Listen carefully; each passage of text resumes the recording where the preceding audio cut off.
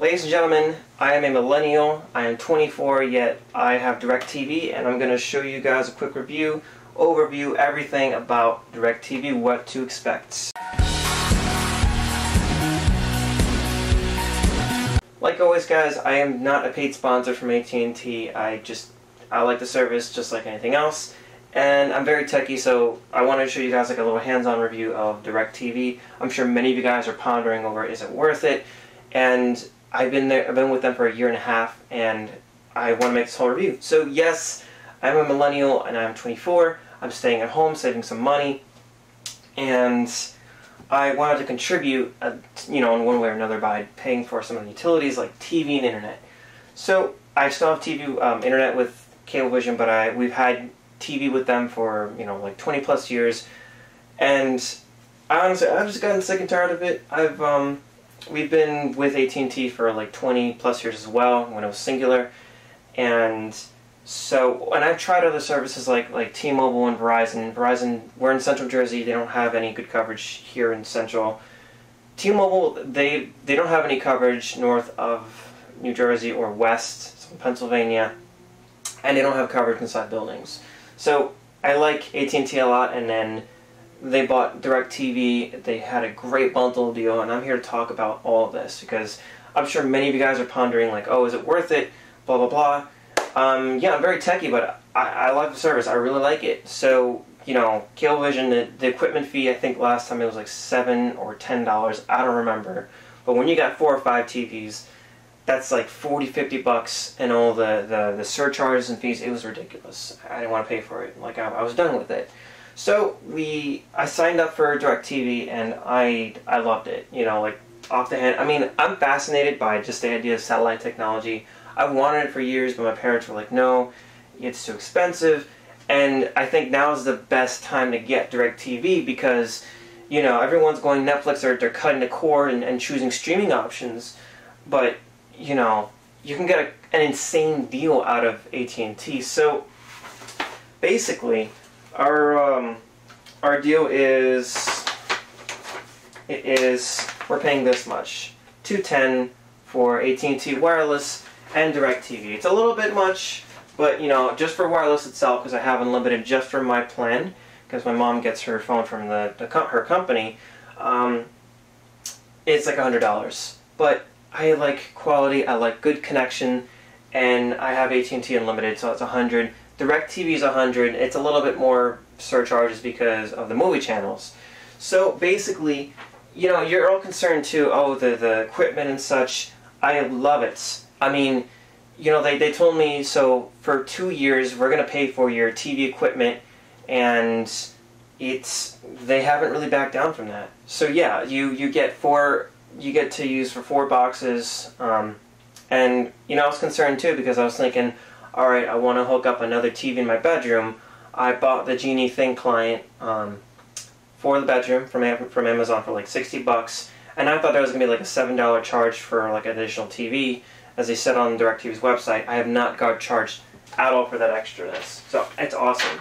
Many of you guys are going to be like concerned because like, oh, it's going to be, it's going to be like crazy expensive for DirecTV's like whole package system. And yes, that is the case. Many of you guys are like wondering, oh no, it's going to pay like too much. You'll notice here, like this is the equipment. Like you do get paid a lot for things like the extra all included is just like $131. It's kind of crazy, and all of these add up. But as you can see down here, the price guarantee ends for like the 19th of March, when I originally got the service. Yeah, so you can see like the movie channels you're going to pay extra. HBO is free because you have AT&T, which is awesome. The movie channels, you know how it is with them. You tell them after a year, or I think it was like 3 months, they make you charge you for it. And I was like, I called them up and said, I really don't want to pay for all these movie channels, and you know how it is. Like they're like, oh wait, okay, we'll offer you 3 movie channels for like $15 or $18 or something like that. So they work with you because like they really want to keep your money and such. So I kind of like that. We do like movie channels, and that is a really cool feature. So yeah, it's been almost 2 years, and they've been very steady with the price, and it's been really good. I mean, yeah, it's a little up there, but for like, you can't beat it versus cable. Like I had a TiVo Premiere and I was gonna consider getting the whole home DVR bundle, but that's a big upfront cost. And I like TiVo too, but it was too expensive just to do the whole upfront cost. And then Cablevision got bought out by Altice, who's going to bring us fiber to the home like Fios. So, you know, the cable boxes from TiVo would not work down the road. So we're kind of SOL, and we're going, you know, we're going with this route, and it's really cool, the AT&T route. And yes, so I want to talk about the equipment now. So before I start talking about the equipment, I just want to kind of clear the way about the elephant in the room, and that is rain fade. It is satellite, so yeah, you're going to encounter, I'm not going to lie guys, you are going to encounter rain fade at one point or another. But I will tell you this, a couple things. It might be worse if you're in like Florida where it constantly rains, and in California it never rains, so it's like not an issue at all. But I live in New Jersey, so I'll tell you this much. You know, our install is pretty new, so within 2 years, you almost never get rain fade. If it does go out with rain, it doesn't really happen. It probably lasts at the most 30 minutes, but then it goes away. Like, we've had the service running when it's still raining, so it's not an issue as most people try to think. And don't try to get scared by it. It's really not a big deal, because like at the end of the day, you're saving money, and if it does go out, just watch Netflix.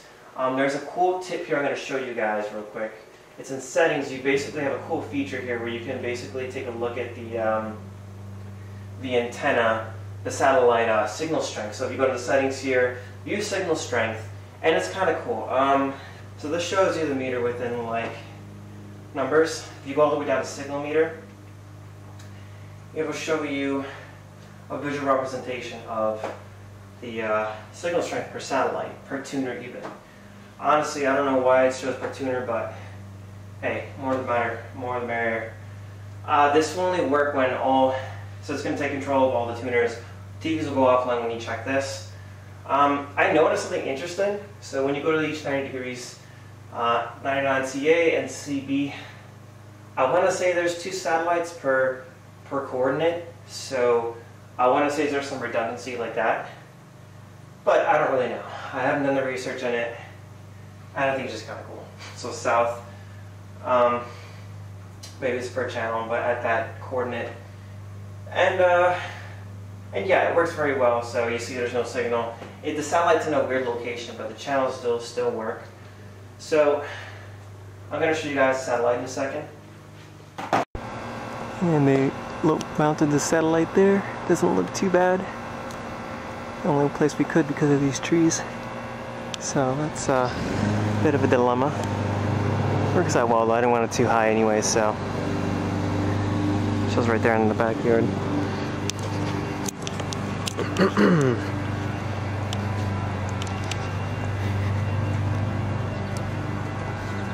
Yeah, you'll see right there they used some of the inputs there to go out to the TVs.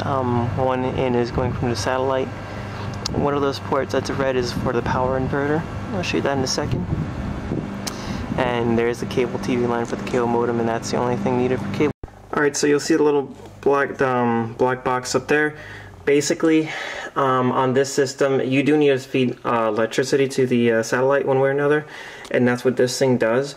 On the newer systems like the HS17 headless server, that's built into the headless server, the power injector. But for now, you do need to have an external box like that.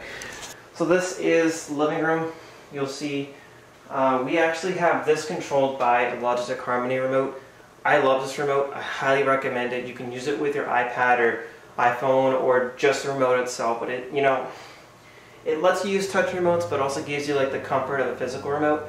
Nothing beats a physical remote. So this is the interface. I did another video outlining some of the things too, but this is the main menu interface.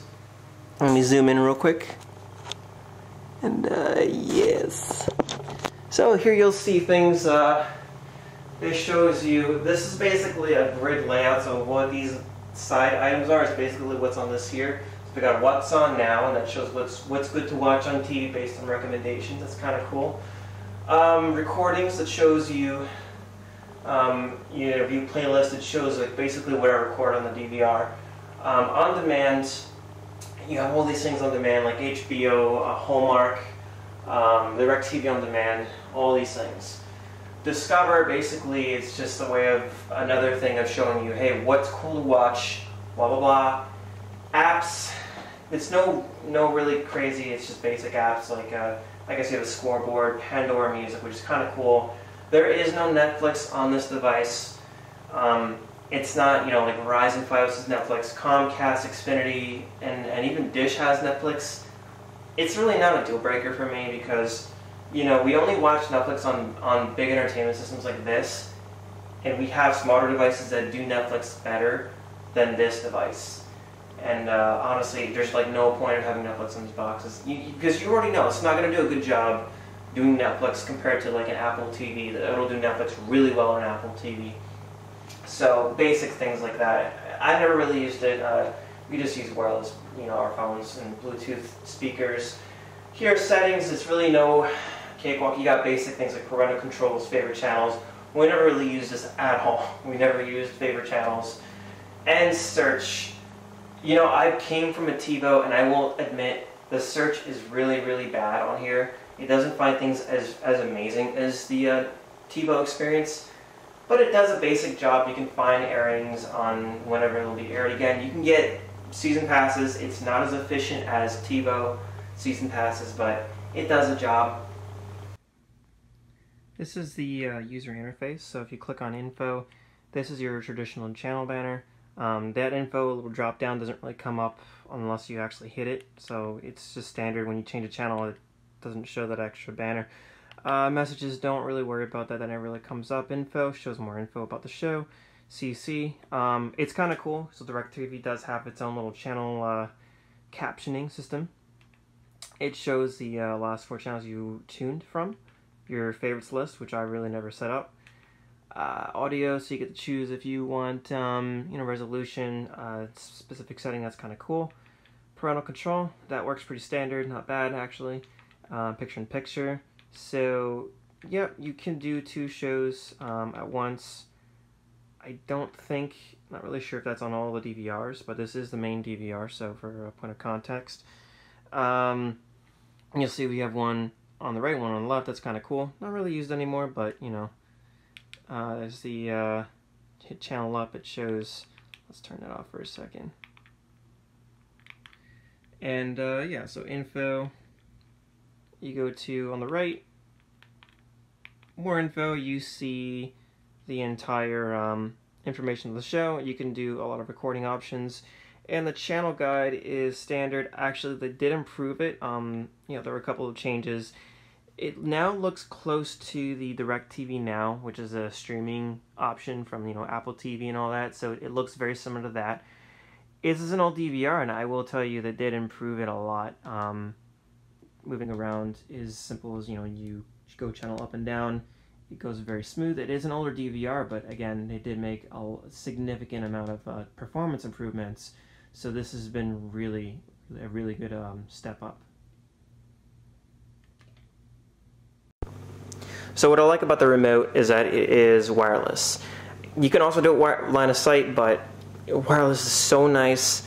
You're not locked in, so you could still use this remote if you want to. It's just line of sight.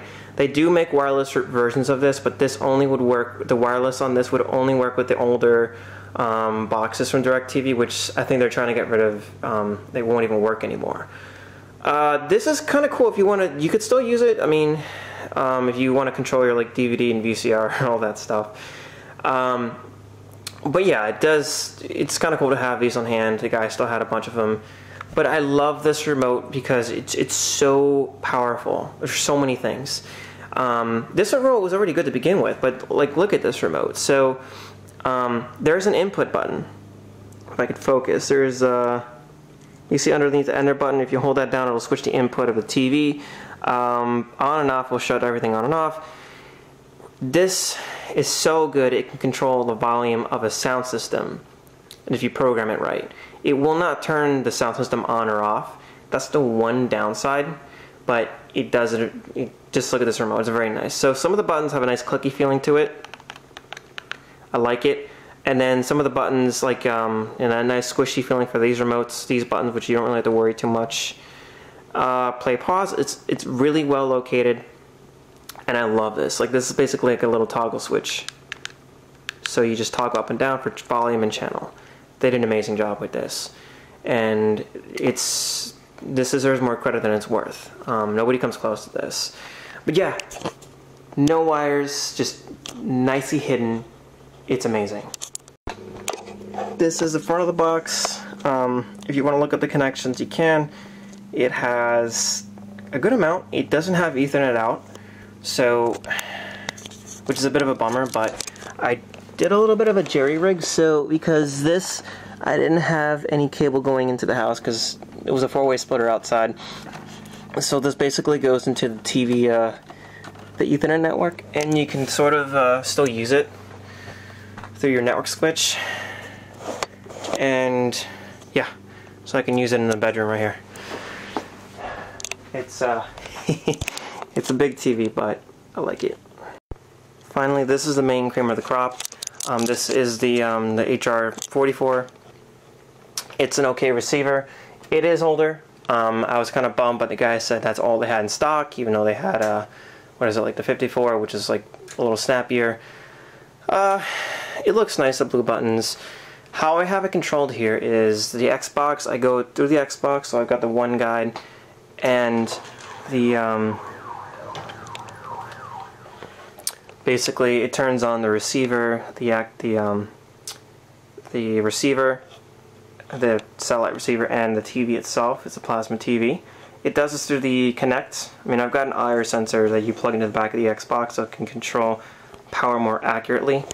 But yeah, so the Xbox does the work. I still use this remote because this controlling the thing from the Xbox is really annoying. Oh, see, it isn't that accurate. It doesn't really do channels that well. Show guide.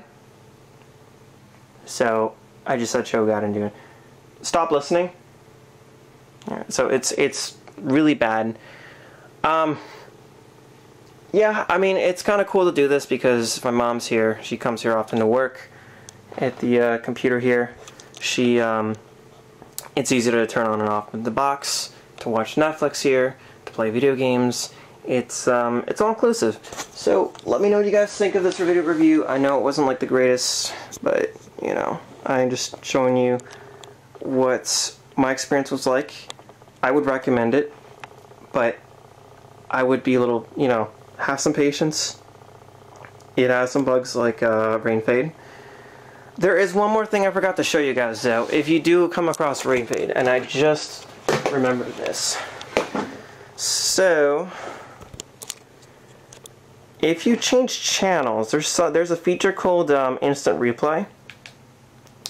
And you see a button there that says plus rewind to start from the beginning. And when you do that, what it does is go on the internet and retrieve the entire show. So if you didn't have any satellite service, you can do this trick and you can watch TV from the beginning and not have to worry about satellite being down. So it's a nice little nifty feature. I do wish that this was like built in, so whenever you do experience rain fade, that, you know, this will automatically use the internet to continue like your TV stream. But I definitely recommend it. I love the picture quality. I love the whole DVR experience, and I love, it's not like super great like Fios, but or the Xfinity system, but all the equipment's paid for 2 years. So I think that is the biggest deal breaker. Let me know what you guys think. Sorry this video was long. Have a great day.